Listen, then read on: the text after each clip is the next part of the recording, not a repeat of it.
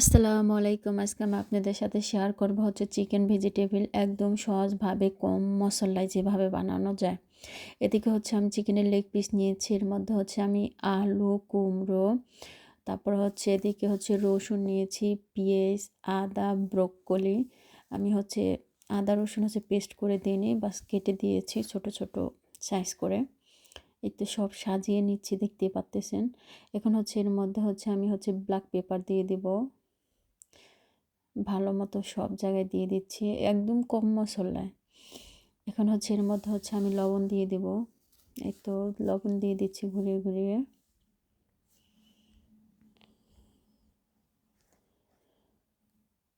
লবণ দেওয়া হয়ে গেছে। এখন হচ্ছে আমি এটা হচ্ছে ধনিয়া পাতার গুঁড়ো যেটা থাকে, এদিকে বাজারে কিনতে পাওয়া যায়, মানে শুকনো যেটা, ওটাই দিয়ে দিচ্ছি।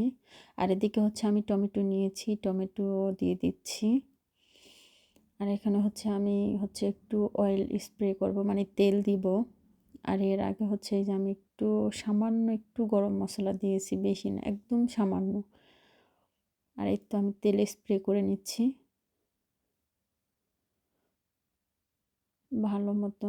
আর এখানে হচ্ছে আমি দেখতেই পাচ্ছেন ছোট এক বাটি পরিমাণ আমি পানি নিয়েছি। এখন হচ্ছে পানি দিয়ে দিচ্ছি। এখন দিয়ে হচ্ছে আমি তো ওভেনে রেখে দেব। পুরো আমার 40 মিনিট লাগছে এটা হইতে। আর এটা আসলে অনেক হেলদি খাবারও বলতে পারেন, কারণ মশলা কম, খেতে আসলে মজা লাগে। এই তো কাজ করতে করতে একটু টায়ার্ড ছিলাম, তাই একটু জুস খেয়ে নিচ্ছি। আর এটা অবশ্যই আমাদের বাসায় আমার ছেলে মেয়ে খুবই পছন্দ করে, তাই জুসটাই কেনা হয় বেশি। আর এদিকে হচ্ছে এই তো আমি দেখতে আসছি যে কতটুকু হয়েছে, খুলে দেখাচ্ছি। এখনো হয়নি, প্রায় আরও অনেক টাইম লাগবে, তো তাই আমি আরেকটু সামান্য পরিমাণ তেল স্প্রে করে দিচ্ছি। এই তো চিকেন ভেজিটেবল রেডি হয়ে গেছে। এখন হচ্ছে আমি নামিয়ে নিব। আর এর মধ্যে হচ্ছে আমি লেবু চিপড়িয়ে দেব।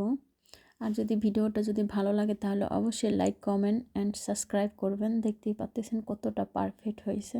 সবাই ভালো থাকবেন। আল্লাহ হাফেজ।